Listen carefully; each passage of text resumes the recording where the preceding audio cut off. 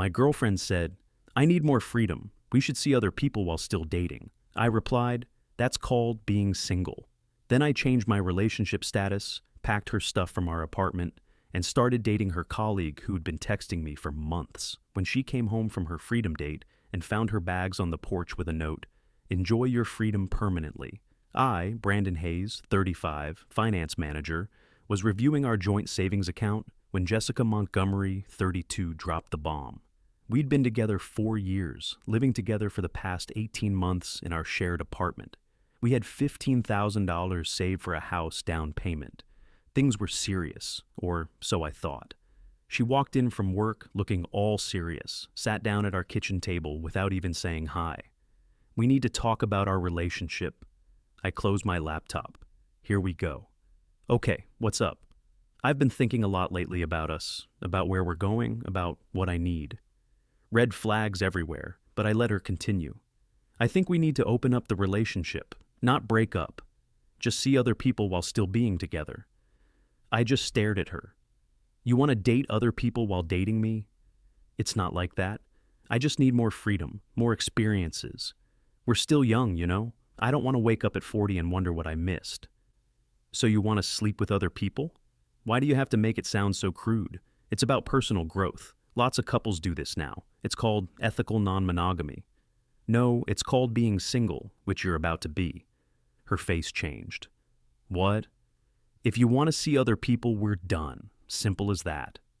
"That's not fair. I'm trying to be honest with you." "And I'm being honest back. I'm not interested in an open relationship. If you need to explore other options, go ahead. But you won't be coming back here." She stood up. "You're being controlling. This is why I need space." Space and seeing other people are different things. But sure, you can have all the space you want starting now. You can't just kick me out. We're both on the lease, but I can make it very uncomfortable for you to stay. And yeah, I can ask you to leave." She started crying. "I can't believe you're doing this. I thought you loved me." "I did, but apparently not enough for you since you want to audition replacements while keeping me as a backup. That's not what this is." "Then what is it? Explain it to me in a way that doesn't involve you dating other guys while I wait at home." Silence. "Exactly. When's your date?" "What?" "This didn't come out of nowhere. You've already got someone lined up. When's the date?" More silence. Then, "Tomorrow night, but it's just dinner." "Cool. Have fun. Pack your stuff tonight. You can crash with whoever you want, but you're not staying here." "You're being insane. One dinner. One dinner while telling me you want an open relationship. You already started this. You just wanted permission after the fact." Her crying got louder. "Please, can we just talk about this?" "We are talking. You want freedom. I'm giving it to you permanently." She grabbed her phone, started texting. Probably her best friend or her mom. I went back to reviewing our savings account, calculating how to split it. She stormed into the bedroom. I could hear her on the phone, her side of the conversation all about how I was being controlling and overreacting. At 35, I'm too old for games. I've been through this before. My ex-wife pulled similar manipulation tactics before our divorce 3 years ago. I learned then that when someone shows you who they are, believe them the first time. 30 minutes later, she came out with an overnight bag. "I'm staying at my friend's place tonight. We'll talk tomorrow when you've calmed down." "Nothing to talk about. I'll have your stuff packed by tomorrow afternoon." "You're making a huge mistake." "Maybe, but it's my mistake to make." She left, slamming the door. I sat down and pulled out my phone, changed my relationship status to single. Then I started going through texts from the past few months. See, there was this woman, Rachel Foster, who worked in a different department at the tech company downtown. We'd met at a company mixer last year. She was smart, funny, and we'd hit it off immediately. She'd been texting me occasionally, nothing inappropriate, just friendly stuff. She'd asked to get coffee a few times, said she wanted to talk about something. I'd always deflected because I had a girlfriend. Guess I didn't anymore. I sent her a message. "Hey, if that coffee offer is still open, I might be free soon." She responded within 5 minutes. "Absolutely. Everything okay?" "Long story. I'll fill you in over coffee." Looking forward to it. Then I started packing boxes. At 35, with a mortgage pre-approval and $15,000 in savings, I wasn't about to waste more time on someone who viewed our 4-year relationship as something to hedge her bets on. Spent most of the next day boxing up her stuff. Clothes, toiletries, her books, that collection of candles she never burned, her half of our kitchen equipment, all of it, piled the boxes by the front door. She texted around noon. "Can we please talk before I come by?" "Nothing to talk about. Your stuff will be ready. You're really doing this. You wanted freedom. Enjoy it." She showed up around 6 p.m. with Melissa Chen, her colleague from the marketing department. I'd moved everything to the hallway outside our apartment by then. Didn't want her inside. Melissa saw the boxes and immediately got loud. "Are you serious right now, over one conversation?" Completely serious.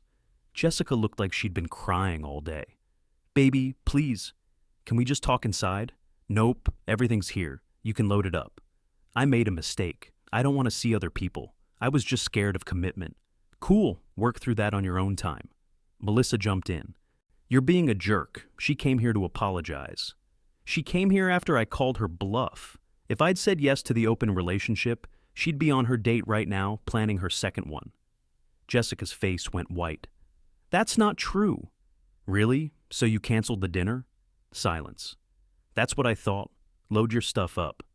"Where are you even going to go?" Melissa asked. "This is ridiculous." "I've got plans," I said simply. "What plans?" "Coffee date this weekend." Figured if she could explore options, so could I. Jessica's face drained of color. "You're seeing someone already?" "You wanted to see other people. I'm seeing other people. That's how this works." "I didn't think you'd actually date other women." "Why not? I'm single now. You made sure of that." She started crying again. Real tears this time. "Who is she?" "None of your business." Melissa was loading boxes, shooting me death glares. Jessica just stood there. "This isn't how it was supposed to go," she said quietly. "How was it supposed to go? You date around while I wait for you to decide I'm good enough? I just needed to know you'd fight for me. By threatening to date other guys? That's not fighting. That's manipulation." "We're done here." They finished loading the car. Jessica tried one more time. "I love you. I don't want to lose you." "You already did. Have a good life." I went inside, locked the door, heard her crying outside for a few minutes before they left. My phone started blowing up. Her mom, her sister, mutual friends, all asking what happened, why I kicked her out. Was I really going on a date already? I ignored most of them, responded to a few. She wanted an open relationship. I didn't. We're done. That weekend, I met Rachel at a coffee shop downtown. She looked genuinely concerned when I walked in. "You look like you've been through hell," she said, standing to hug me. Something like that. We sat down, and I gave her the abbreviated version. Jessica's request, my response, the immediate breakup. "Wow, that's intense. How are you holding up?" "Honestly, better than I expected. I think I've been emotionally checking out for a while without realizing it." "I always wondered about you too," she said carefully. "At the company events, you seemed distant when she was around." "You noticed that?" "Hard not to. You'd light up talking to other people, then kind of shut down when she joined conversations." That hit me. I never realized it was that obvious. Probably wasn't to most people. I just pay attention to you. The honesty in her voice made me look up. "Rachel, I know this is terrible timing, but I've had feelings for you for over a year, since that tech conference in Austin where we talked until 2 a.m. about everything except work. I never said anything because you were with her, and I respect that. But now I'm single.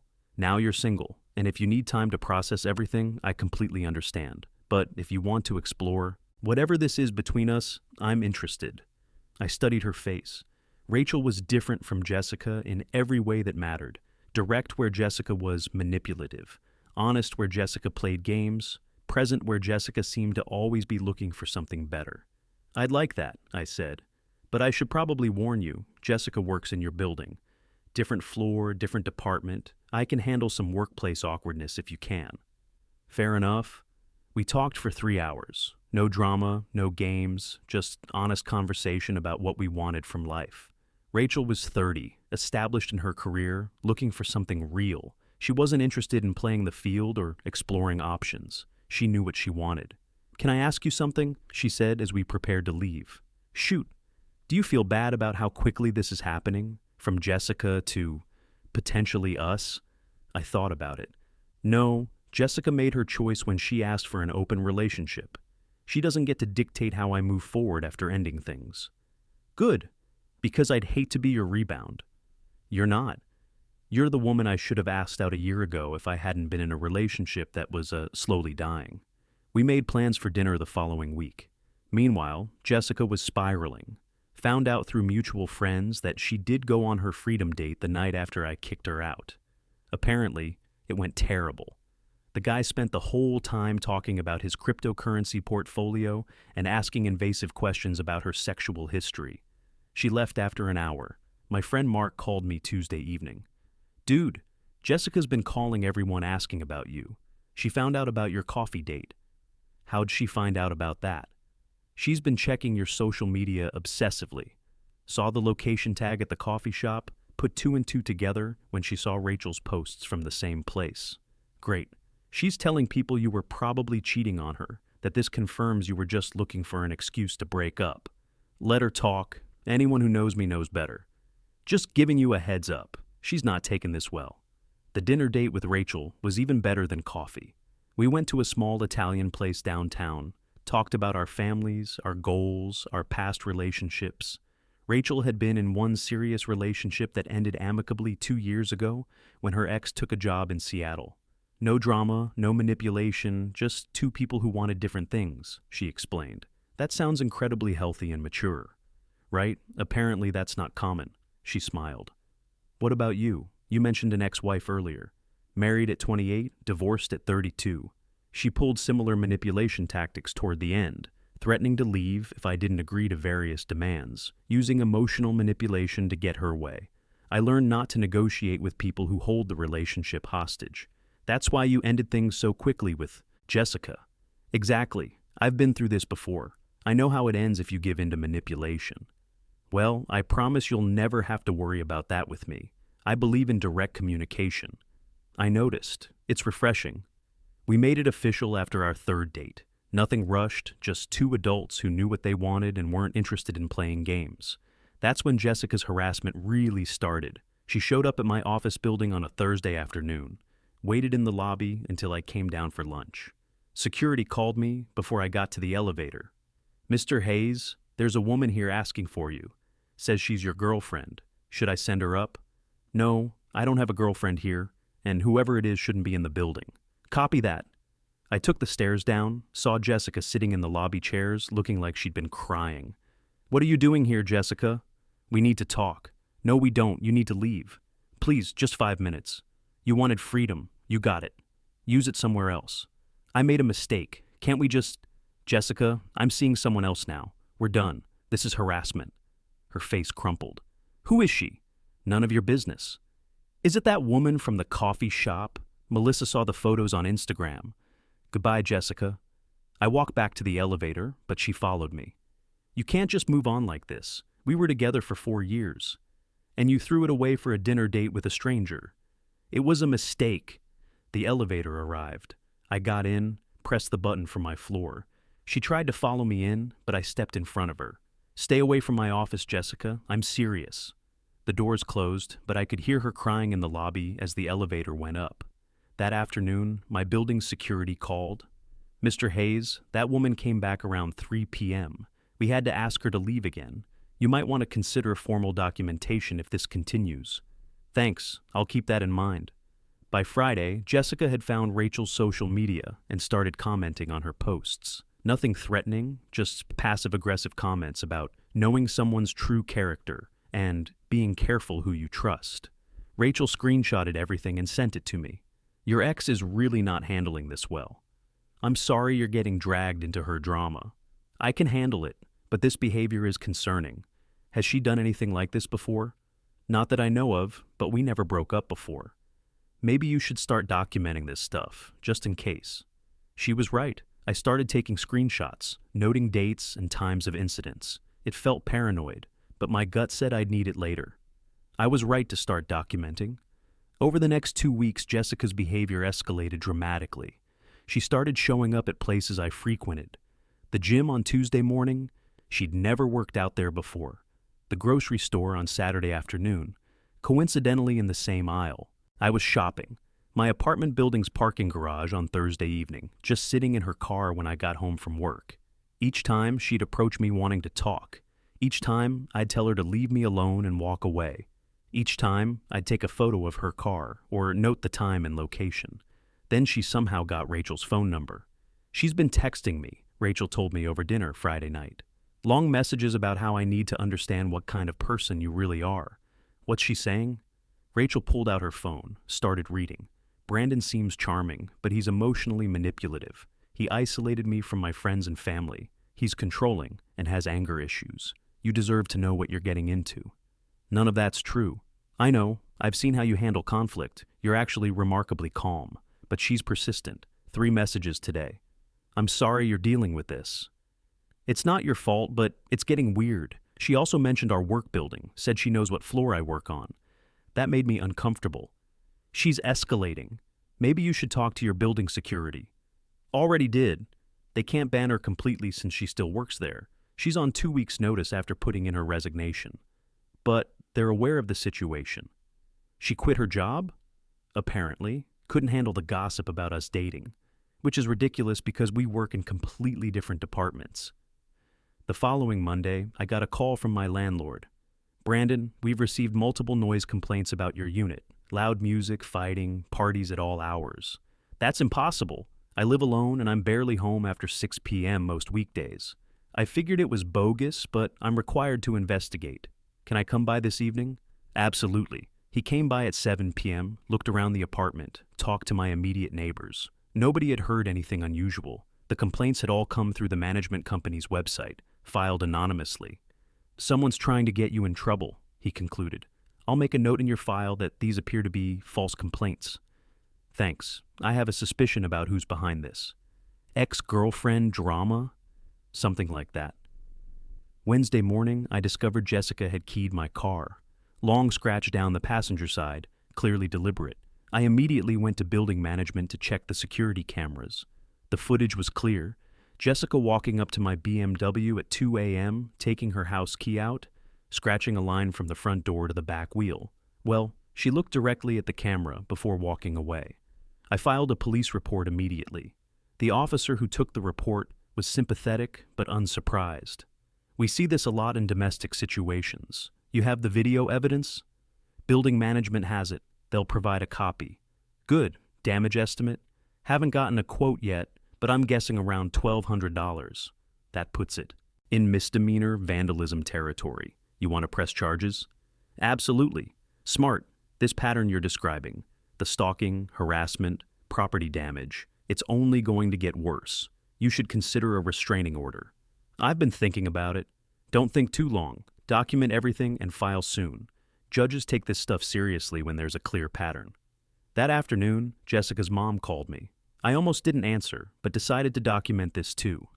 Brandon, this is Patricia Montgomery. We need to talk. About what? About what you're doing to my daughter. She's devastated. You've completely destroyed her life over one conversation. She asked for an open relationship. I ended things. That's not destroying her life. That's facing consequences. You immediately started dating that girl from her work.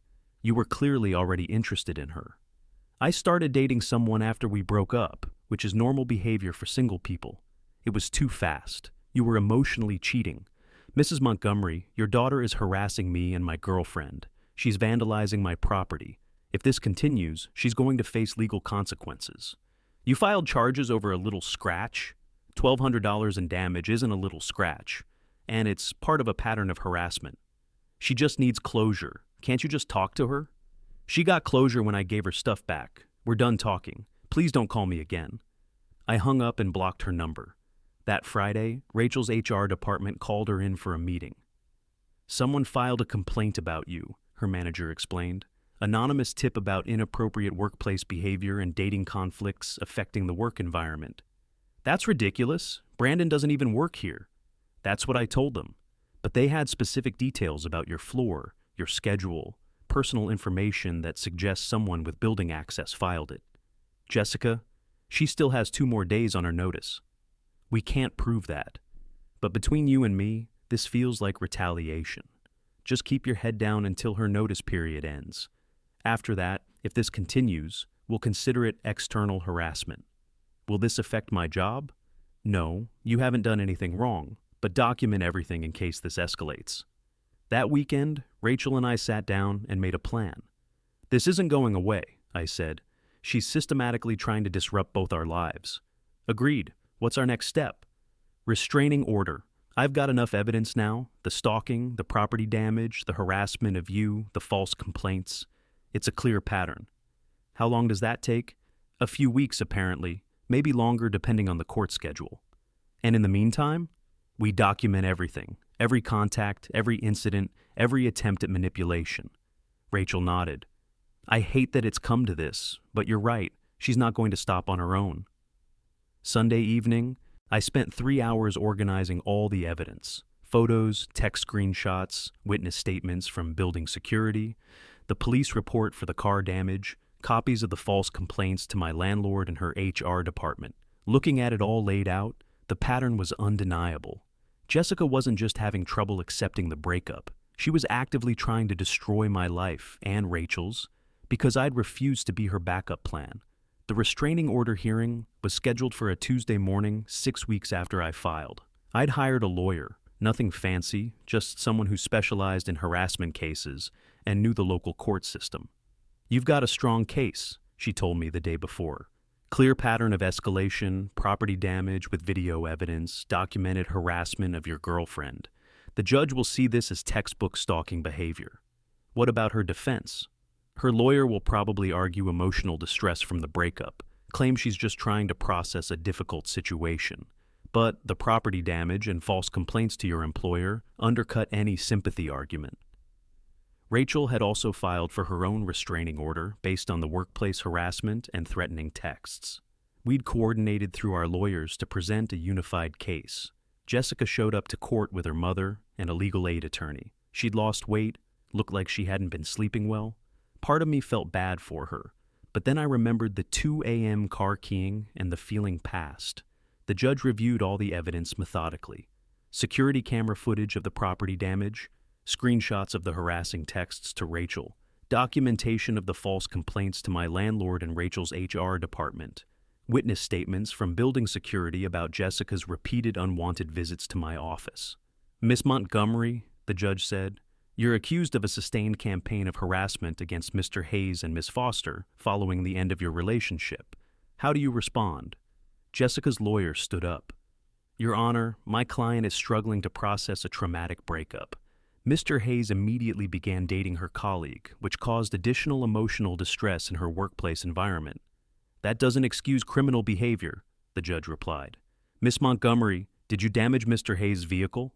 Jessica started crying. I was upset. I wasn't thinking clearly. That's a yes or no question. Yes, but... And did you send threatening messages to Miss Foster about her relationship with Mr. Hayes? They weren't threatening. I was trying to warn her. Miss Montgomery, I've seen this pattern many times. You're attempting to control the aftermath of a relationship you chose to end by requesting an open arrangement. When Mr. Hayes declined and moved on, you escalated to harassment and property damage. Her lawyer tried to interrupt, but the judge continued. The evidence shows a clear pattern of stalking behavior. I'm granting both restraining orders for 1 year. Miss Montgomery, you are not to contact, approach, or attempt communication with either petitioner. No third-party contact, no social media contact. You must stay at least 500 feet from their residences and workplaces. Jessica broke down completely. Her mother tried to approach the bench, but the bailiff stepped in. Additionally, you owe Mr. Hayes $100 to $600 in restitution for vehicle repairs plus court costs. Payment schedule will be arranged through the clerk. Outside the courthouse, Jessica's mother confronted us one final time. This is ridiculous, ruining her life over one mistake. The bailiff from inside appeared. Ma'am, you need to step back. This is a protected area. My daughter made one error in judgment, and now she has a criminal record. Your daughter made multiple deliberate choices, Rachel said calmly. She could have accepted the breakup and moved on. Instead, she chose harassment and property damage. You stole her boyfriend? I dated a single man. There's a difference. The bailiff was getting impatient. Ma'am, I need you to leave the area, or you'll be held in contempt. She left, still muttering about injustice. Rachel and I grabbed lunch afterward. The relief was overwhelming. How do you feel? She asked.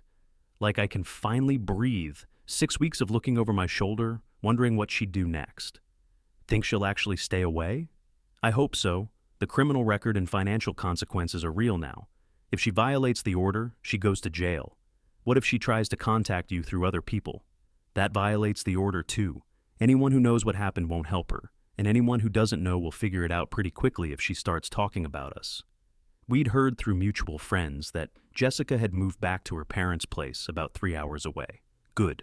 Distance would help everyone move on. A few months later, Rachel and I were looking at houses. Real houses, not apartments. The down payment I'd saved with Jessica was still intact, and Rachel had her own savings. You sure about this? I asked as we walked through a 3-bedroom colonial in a quiet neighborhood. About the house or about us? Both. The house is perfect. And us? She turned to face me. You handled the worst possible relationship situation with integrity and maturity. You protected both of us without being vindictive. Yeah, I'm sure. Even though it started with drama, the drama wasn't ours. We just handled it well together. That hit me. We had handled it well together. No jealousy from her about my past relationship. No demands that I handle Jessica differently. No games or manipulation. Just honest communication and mutual support.